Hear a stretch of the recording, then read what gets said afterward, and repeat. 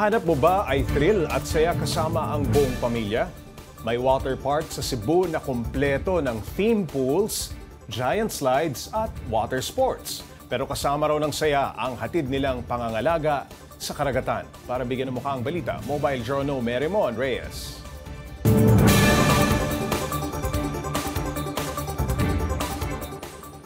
Kilala ang Cebu para sa mga historical sites nito, lalong-lalo na sa tropical beaches. Pero hep, meron pa pala ibang libangan na pwedeng gawin sa isang resort na nasilip natin.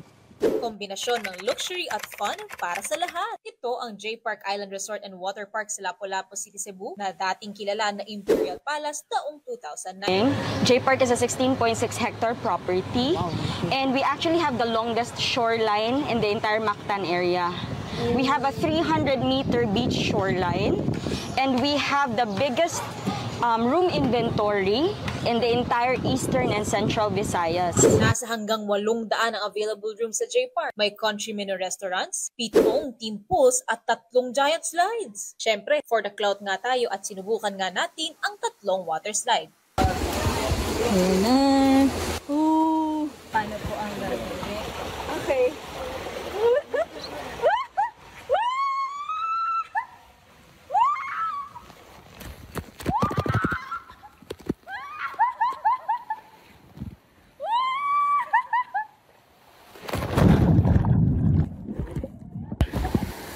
Gano'n pala yung pakiramdam pag na-flush sa toilet. Ang kailangan lang i-consider dito para sa mga first-timers, lalo na if merong hindi marunong lumangoy, yung drop natin dito, may kalaliman yung pool. Kasi kapag mababaw siya, yung impact nito pwede magkaroon ng injuries.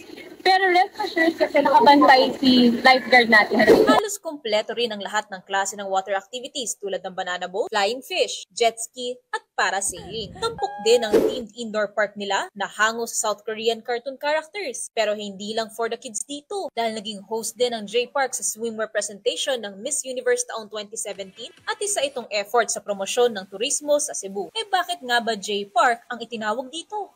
Kasi lahat ng brothers and sisters who founded it were named J. And because of our religious background, we parang give it also to God, to Jesus. Buong buhay din ng resort na ito ay inilalaan daw nila sa kanilang commitment sa preserbasyon ni Inang Kalikasan. Tapos, pag gusto nyo mag-snorkeling, meron kaming dyan snorkeling tour. Tapos, meron kaming coral restoration dyan. May coral nursery. Bilang isang marine sanctuary, alaga lahat ng laman dagat tulad ng mga corals, jellyfish, at mga isda na mapapadaan o naninirahan sa shoreline ng J Park. May coral planting at sustainability program sila tulad ng cleanup drives. Dahil layon daw nila, hindi lang ang magpasaya ng tao, kundi pati ang pagbibigay atensyon sa kung ano ang bumubuo sa kagandahan ng Cebu, ang likas na yaman nito. Business the sustainability of natural resources. Yan daw ang advokasya nila. Nag-e-enjoy na ang mga resort goers, nakambag pa sila sa paglago ni Inang Kalikasan. Mobile Journal Merymon Reyes po, hatid ang mukha ng balita. Pag-usapan pa natin ang kanyang experience sa J Park Island Resort sa Cebu. Narito ngayon si Mobile Journal Merymon Reyes. Pops J. Di syempre, ina-expect ko na yung tili mo, no? Yes. Alam mo yung mga water slide na yan, okay lang naman eh. Huwag lang i-construct sa gitna ng mga mahalagang natin, like Chocolate Hills. Tama ka dyan, Pops Okay. J. Ano muna yung paborito mong na-experience sa J Park? Sa water slides, Pops J, ang nakakatawa, kasi 3 yun. Okay. Pero habang tinatry mo pala, may levels pala siya ng extremity niya. Okay. Pero ang pinakauna ko kasi sinubukan, yung pinaka-extreme.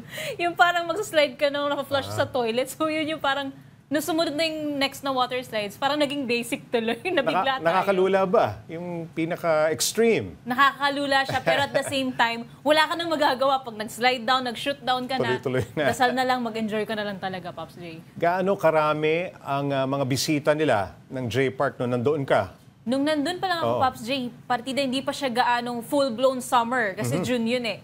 Pero libo-libo na yung nandoon and halos ang dami na agad ng mga taong nandun sa poolside, nasa restaurant, even nasa lobby, mga bagong dating pa lang magche-check-in. Umaabot sila 5,000, 10,000, lalong-lalo during peak season. And especially nitong lumipas na March, April, kung kailan sobrang init talaga ng panahon, marami raw ang pumunta para mag-beach, para magpalamig, lahat-lahat. Merymon, saan pumapasok yung kanilang advokasya doon sa pangangalaga ng marine life? mahalaga yan. Oh. Yes, Pops J. Actually, dati kasi, nirebrand itong si J Park. Oo. Imperial Palace ito dati. Pero dati pa lang, habang pinuputap itong hotel or yung resort, meron na silang commitment na hindi nila dapat matatamper yung biodiversity na nasa shoreline nila. May respeto na doon. Correct, Pops J. So, meron silang cleanup drives, Okay. na participate sila during Earth Hour, Okay. even parang Earth Day, Earth Month, lahat yun pinapractice nila. And meron silang iba't ibang programa na may kinalaman sa pag-observe ng marine biodiversity, yung corals. And actually, Pops J, magta-try din tayo sana ng banana boat.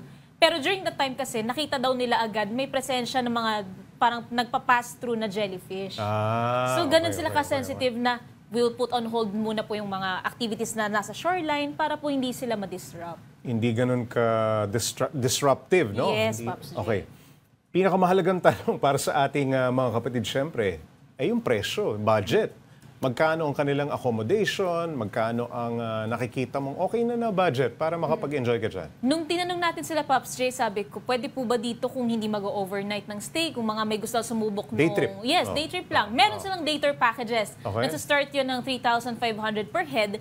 And ang maganda kasi doon, hindi nalilimit sa kung anong pwedeng gawin doon mismo sa resort. So lahat ng water activities pwede mo subukan. Unli na. Pwede mo subukan. Pwede. Pero syempre, Slides, depende pa rin yan yung service, yung presyo nung pinakita-time activity. Pero yung 3,500 pesos, walang-wala na raw masasabi kasi hindi ka nila lilimitahan. If you want to experience yung pagsasnorkeling, lahat, pwedeng-pwede raw gawin. Ang accommodation, for halimbawa, kwarto. Yes, Oo. Pops J. Magkano kaya ang accommodation? Nasa 5,000 pataas siya eh. Overnight? Overnight na to.